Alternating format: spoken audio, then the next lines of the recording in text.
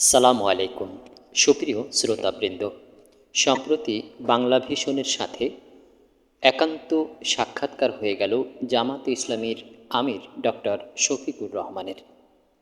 সেই সাক্ষাৎকারটির হুবহু আপনাদের সামনে উপস্থাপন করার চেষ্টা করছি। সাক্ষাৎকারটি দীর্ঘ হওয়ার কারণে আমরা এটিকে দুটি পর্বে ভাগ করেছি। আজকে প্রথম পর্ব আপনাদের সামনে পেশ করব। চলুন তবে শুরু করা যাক। বাংলা ভিশন, জনাব শফিকুর রহমান, আপনাকে স্বাগত জানাচ্ছি। ডক্টর শফিকুর রহমান, আপনাকেও স্বাগত, ধন্যবাদ। বাংলা ভিশন, আমি আপনাকে কিছু প্রশ্ন করতে চাই। ডক্টর শফিকুর রহমান: জি, নিঃসংকোচে করেন, খোলামেলা করেন। বাংলা ভিশন, সাম্প্রতিক সময়ে প্রধান উপদেষ্টা জাতিসংঘে সফর করলেন। এই সফর জাতীয় স্বার্থ বিবেচনায় কতটুকু ফলপ্রসূ হয়েছে বলে আপনি মনে করেন? ডক্টর শফিকুর রহমান: হ্যাঁ, এটা একটা গুরুত্বপূর্ণ প্রশ্ন। এই সফরটা একটা ভিন্ন মাত্রার ছিল আমার দৃষ্টিতে। আগে আমরা দেখতাম যে সরকার প্রধানরা এরকম সফর করলে বিশাল একটা বহর নিয়ে যেতেন। কোনো কোনো সময় এটা সেঞ্চুরি এক্সিড করে গেছে সফর সঙ্গীর সংখ্যার দিক থেকে। এবার তিনি এটা করেননি, ছোট একটা টিম নিয়ে তিনি সফর করেছেন। এটা একটা দৃষ্টিভঙ্গির একটা পার্থক্য বলে আমার কাছে মনে হয়েছে। তারপরও সেখানে গিয়ে তিনি পারফর্ম করেছেন এবং চেষ্টা করেছেন বিশ্ব দরবারে সব কিছু তুলে ধরার জন্যে। এই সফরে তিনি হয়তো বড় কোনো এগ্রিমেন্টে যাননি, কিন্তু এই সফরের মধ্য দিয়ে তার সরকারের একটা পরিচিতি এবং সম্পর্ক বিশ্বের গুরুত্বপূর্ণ দেশগুলির সাথে তৈরি হয়েছে, যার ফল হয়তো বাংলাদেশ পাবে। বাংলা ভীষণ, আচ্ছা, আমরা একটু প্রসঙ্গ পরিবর্তন করতে চাই। 5ই আগস্ট বিপ্লব যে প্রত্যাশা নিয়ে এসেছিল, যে প্রত্যাশা তৈরি করেছিল, ইদানিং সাধারণ মানুষের মধ্যে কিছু হতাশা, এক ধরনের হতাশাবোধ কাজ করছে। তো আপনি কি মনে করছেন এই বিপ্লবী সরকার কি তার লক্ষ্যে আছে, নাকি লক্ষ্যচ্যুত হওয়ার কোনো লক্ষণ আপনি দেখতে পাচ্ছেন? ডক্টর শফিকুর রহমান: হতাশাটা কোন পার্সপেক্টিভে আপনি বলবেন কি? বাংলা ভিশন, যেমন দ্রব্যমূল্য, আইন শৃঙ্খলা, সরকারকে দুর্বল মনে করা, নানান কিছু। ডক্টর শফিকুর রহমান: স্বাভাবিক কারণেই আইন শৃঙ্খলার সাথে যারা জড়িত তাদের অতীত কর্মকাণ্ড ছিল প্রশ্নবিদ্ধ, এবং শেষ দিনগুলিতে গণ অভ্যুত্থানের সময়ে যা হয়েছে এটা ছিল খুবই মর্মান্তিক। সেই হিসাবে আইন শৃঙ্খলা বাহিনীকে একটা জায়গায় ফিরিয়ে আনতে সরকারের সময় লাগছে, এটা খুবই স্বাভাবিক। তবে এটাও ঠিক যে আইন শৃঙ্খলার চরম অবনতি হয়েছে, আর আগে খুব একেবারে ভালো ছিল এটা অন্তত আমি দেখি না। আমি দেখি যে আগে যেমন ছিল কাছাকাছি তেমনই আছে। তবে কাছাকাছি তেমন থাকার জন্যে তো এই বিপ্লবটা হয়নি। বিপ্লবটা হয়েছে যেন আইন শৃঙ্খলা পুরোপুরি ঠিক হয়। তবে একটু সময় লাগছে। সময়ের ব্যবধানে তারা এটা স্বাভাবিক করতে পারবেন বলে আমরা আশাবাদী। আর দ্রব্যমূল্যের যেটা বলছেন, সেই জায়গাটা কিছু কিছু জিনিস তো সহনীয় পর্যায়ে এসেছে, তবে এটা যথেষ্ট নয়। এখানে আরও বহু অ্যাটেনশন দেওয়ার জায়গা আছে, এবং পারফেক্ট মনিটরিংটা যদি কোনো ধরনের পক্ষপাতিত্বের দৃষ্টিভঙ্গি ছাড়াই করা হয়, তাহলে আমরা আশা করি যে এটা আরও সহনীয় পর্যায়ে আসবে। তবে দেখতে হবে পার্শ্ববর্তী দেশগুলির সাথে আমাদের দ্রব্যমূল্যের কী অবস্থা। আমরা তো বিচ্ছিন্ন কোনো গ্রাম না।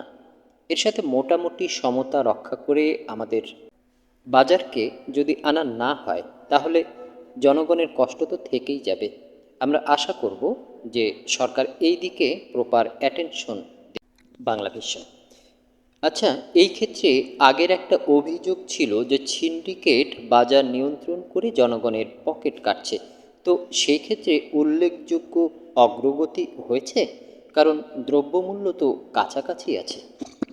ডক্টর শফিকুর রহমান: তারা আসলে অনেকগুলো চ্যালেঞ্জ নিয়ে কাজ করছেন।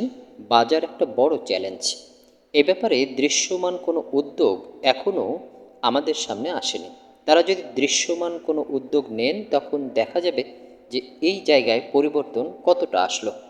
আর আগের সিন্ডিকেশন এটা তো পরিষ্কার ছিল যে আগের সরকার তাদের লোক দিয়েই সিন্ডিকেশন গড়ে তুলেছিল। যারা নিজেরাই তা গড়ে তুলেছিলেন তারা তা কন্ট্রোল করবেন কি করে? জনগণকে শোষণ করাই ছিল উদ্দেশ্য। বহুমুখী শোষণ এবং লুণ্ঠনের মাধ্যমেই দেশের টাকাগুলি বিদেশে পাচার করা হয়েছে। আজকে যার গায়েই হাত পড়তেছে, যার কথায় সামনে আসছে হাজার হাজার কোটির হিসাব, 2-4 কোটির কোনো হিসাব নাই, কিন্তু হাজার হাজার কোটির হিসাব। দেশের ভেতরেও তাদের অবৈধ সম্পদের পাহাড়, বিদেশেও হিউজ সম্পদের পাহাড় রয়েছে। তবে আমরা এই জায়গায় অনুরোধ করব, সরকারকে আহ্বান জানাবো, যারা অবৈধ উপায়ে বিদেশে টাকা পাচার করেছে তাদের সকল সম্পদ যুক্তিসঙ্গত উপায়ে আইনানুগ পন্থায় রাষ্ট্রে ফিরিয়ে আনতে। এরপর যাদের সম্পদ লুণ্ঠন করেছে এইগুলি দিয়ে তাদের অর্থাৎ জনগণের ভাগ্য কিভাবে পরিবর্তন করা যায় সেই কর্মসূচি হাতে নিতে। আর সরকার বললেন যে দুর্বল মনে হয় কিনা, এটা অবশ্যই দৃশ্যমান যে সরকার কোনো রাজনৈতিক লোক দ্বারা গঠিত না, কোনো জাতীয় সরকারও না। এখানে যারা আছেন তারা অবশ্যই সমাজের সম্মানিত ব্যক্তিবর্গ। তারা এর আগে তো সরাসরি রাজনীতি করার বা দেশ পরিচালনা করার তাদের বেশিরভাগেরই সরাসরি কোনো ভূমিকা নাই। যা আছে ওইটা স্বল্পকালীন। হয়তো অতীতে কোনো কেয়ারটেকার সরকার 3 মাসের জন্যে তারা ছিলেন, দেশকে বোঝার জন্যে, পরিচালনার আর্ট রপ্ত করার জন্যে এটি যথেষ্ট নয়। এই জন্যে তারা হয়তো বা একটু সময়ও নিচ্ছেন। সময় খুব বেশি নেওয়াটা তাদের ঠিক হবে না। যে বিষয়গুলি জরুরি সেইগুলিতে তাদের বেশি অ্যাটেনশন দেওয়া উচিত। বাংলা ভিশন। আচ্ছা, আপনি জাতীয় সরকারের কথা বলছিলেন। ইতিমধ্যে আমরা দেখেছি যে ভিপি নূর সহ আরও কয়েকটি রাজনৈতিক দল জাতীয় সরকারের রূপরেখার দাবি তারা করছেন। জামাতে ইসলামের এ ব্যাপারে অবস্থান কী? ডক্টর শফিকুর রহমান, আমরা এই ব্যাপারে গোড়ার থেকেই জাতীয় সরকারের কোনো দাবি উত্থাপন করিনি। গোড়া থেকে অনেকগুলো দল তারা জাতীয় সরকারের কথা বলেছেন, আমরা করিনি। এবং আমাদের জানা মতে বিএনপিও এটা করে নাই। বিএনপি বলেছে তারা নির্বাচনে উইন করলে সবাইকে নিয়ে একটা জাতীয় সরকার গঠন করবেন, কিন্তু বিফোর নির্বাচন এই ধরনের কোনো দাবি তাদের পক্ষ থেকেও উত্থাপিত হয়নি। এর চাইতে এই সরকারকে কিভাবে ইফেক্টিভ সরকার করা যায় সে ব্যাপারে তাদের ক্রিটিসিজমও করতে হবে, একই সাথে সহযোগিতাও করতে হবে। সমালোচনা এবং সহযোগিতার মধ্য দিয়ে এই সরকারকে আমি মনে করি যে সকলের সহযোগিতা করা আমাদের দায়িত্ব। বাংলা ভিশন। আচ্ছা, মৌলিক বিষয় সংস্কারের কথা আপনি বলছেন, সেই মৌলিক বিষয় দু একটা আপনারা কোন কোন বিষয়ে গুরুত্ব দিতে যাচ্ছেন সেটা যদি একটু বলেন। ডক্টর শফিকুর রহমান, 4টা বিষয় তো অবশ্যই লাগবে। একটা হচ্ছে নির্বাচন কমিশন। আগের কমিশন তো তারা রিজাইন করেছেন, এখন এমন একটা কমিশন বসাতে হবে বা বানাতে হবে যেন কারো পক্ষে এবং বিপক্ষে তাদের কোনো মতামত থাকবে না। সাংবিধানিক দায়িত্ব তারা সংবিধানের মর্যাদা রক্ষা করে পালন করবেন নিরপেক্ষভাবে। এরপর আছে জুডিশিয়াল। জুডিশিয়ালে তো আমাদের সবার সামনে ক্লিয়ার, 15.5 বৎসর সাংবাদিক থেকে শুরু করে কেউই তো নির্যাতনের বাইরে ছিলেন না। মিথ্যা মামলায় অনেককেই হয়রানি করা হয়েছে, কারো কারো মৃত্যুও হয়েছে। এই গত পরশু দিনের কথা ভাবুন, মাহমুদুর রহমান সাহেব, তার বিরুদ্ধে যে হিংসাত্মক মামলা দেওয়া হয়েছে সেই মামলায় আদালত তাকে শাস্তিও দিয়ে দিল, আর সেই শাস্তির জন্যে একদিনের জন্য হোক তাকে জেলে যেতে হলো। এটা রাষ্ট্রের জন্য খুবই দুর্ভাগ্যজনক। তিনি তো অন্যায় অসত্যের বিরুদ্ধে লড়াই করেছিলেন এবং জাতি এটা মেনে নিয়েই তো একটা বিপ্লব হলো। আদালতে বসে যখন বলবেন যে আমরা শপথবদ্ধ রাজনীতিবিদ, তখন আর এটা আদালত থাকে না, এটা রাজনীতির মাঠ হয়ে যায়। তো সেই মাঠটাকেও তো পুনর্বিন্যাস করতে হবে। যে দেশে কোনো আদালত নাই, ইনসাফ নাই, বিচার নাই, সে দেশে নির্বাচন কি আর সমাজ কি? সবই তো তছনছ হয়ে গেছে। এই জায়গাটায় আমাদেরকে গুরুত্ব দিতে হবে। পুলিশ বাহিনীতে একটা সংস্কার লাগবে, এটা একটা বড় পরিসরের ব্যাপার। সিভিল প্রশাসন এটা সংস্কারের প্রয়োজন হবে, কারণ সিভিল প্রশাসন আর পুলিশ তারাই তো দুইটা মিলেই তো নির্বাচনটা কন্ডাকশন করলো। এই জায়গাগুলো যদি পরিচ্ছন্ন না হয়, সংস্কার না হয়, যারা দুর্নীতিপরায়ণ স্বৈর শাসনকে এগিয়ে দিয়েছেন, অপকর্মের সঙ্গী হয়েছেন, তাদেরকে দিয়ে যদি নির্বাচনের মাঠ সাজানো হয়, সেই নির্বাচন অর্থবহ হবে না। এই জায়গাগুলোতে সংস্কার লাগবেই। এই সব মিলাইয়া দেশের অর্থনীতিকে একটা জায়গায় আনতে হবে, মানুষের আস্থার জায়গাটা তৈরি করতে হবে। এখন তো ব্যাংক ও আর্থিক প্রতিষ্ঠানের উপরে মানুষের আস্থা নাই। এই জায়গাগুলি ফিরিয়ে এনে একটা নির্বাচন দিলে তাতে যে সরকারই আসবে তাকে বড় ধরনের কোনো বেগ পেতে হবে না, তা না হলে তো সেই সরকার হিমশিম খাবে। বাংলা ভাষণ। আচ্ছা, আপনি পুলিশ সংস্কারের কথা বলছেন, কিন্তু আমরা জানি যে গত 15 অথবা 16 বছরে দলীয় লোকজনই পুলিশে নিয়োগ পেয়েছেন। তো এদের সংস্কার কিভাবে সম্ভব? আমরা দেখি যে পুলিশ সরকারের আদেশ নির্দেশ মানছে না, এরকম ঘটনাও ঘটেছে। সহযোগিতা করছে না, তারা অ্যাক্টও করছে না, রিয়াক্ট কিছুই করছে না। তো এই পরিস্থিতিতে সংস্কার কিভাবে? ডক্টর শফিকুর রহমান, এখন সরকারের দায়িত্ব হবে, তারা যদি মনে করে যে এরকম পুলিশ দিয়ে তাদের কাজ হবে না, বিকল্প চিন্তাভাবনা করতে হবে, রিক্রুটমেন্টের চিন্তা করতে হবে, আরও উদ্যোগ নিতে হবে, অনেক কিছুই করা প্রয়োজন হবে। দেশের স্বার্থে তারা তা করবে। কোনো ব্যক্তির কাছে বা কোনো গোষ্ঠীর কাছে তো দেশ জিম্মি হতে পারে না। দেশটা জিম্মি ছিল 15.5 বছর, সেইটা থেকে তো মুক্ত হতে হবে।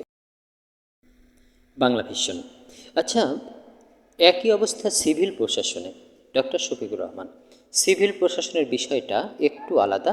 অনেকগুলো প্রতিভাবান লোককে জোর করে পাঠানো হয়েছে অবসরে, আবার কাউকে করা হয়েছে ওএসডি, এই বিষয়গুলো রয়েছে।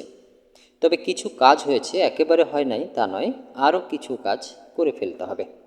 এবং মাঠকে সাজানোর জন্যে পিএসসিকে অ্যাক্টিভ করে প্রপার রিক্রুট করতে হবে, যারা এদেশের স্বাধীনতা সার্বভৌমত্বকে সম্মান দেখাবেন।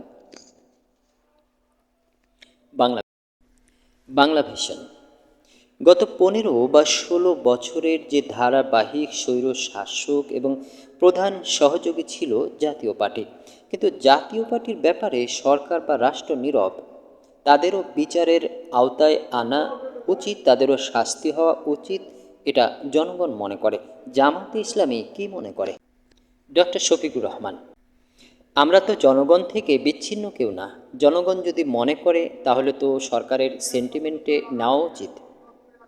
আর জাতীয় পার্টির সহায়তা আর সরাসরি ক্রাইমে জড়িত হওয়া এক জিনিস নয়।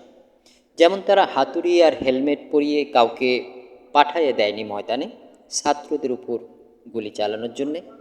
আমার জানা মতে তাদের বিরুদ্ধে এমন অভিযোগ নেই।